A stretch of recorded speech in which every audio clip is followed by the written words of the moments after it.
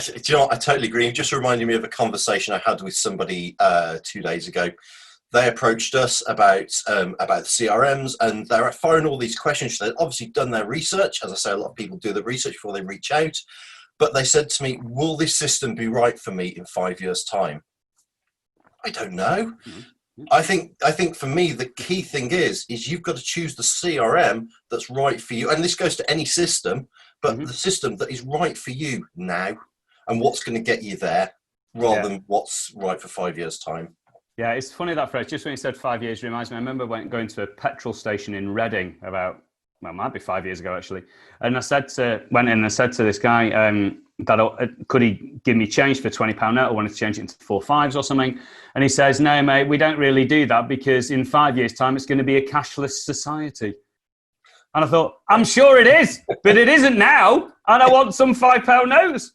And I just thought that was such an odd thing to say. I mean, so it's a bit like, will that be right? In fact, remember, I did a sales pitch for one of my customers recently, and they said that someone who came in before me, the first thing they did was put a slide up with quite a big price on and said, "Okay, before we go anywhere, that's the price.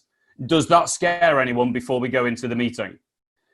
I thought, I understand the logic of that because, we can hit price on the note, but that's like me saying to you, "I've got something in my garden for £2,000. Do you want it?" I don't know what it is. So you do sometimes hear people do these things and you think, like, don't just copy everything you hear. Just think, will it work for me? And is it easy to do? And when you say, will it work? It means will you get the outcomes? So not will it work? Will I send out 300 emails? Will it work? Will some people reply? Yeah, and as you say, it's measuring those outcomes as well, and keeping those measures really, really simple.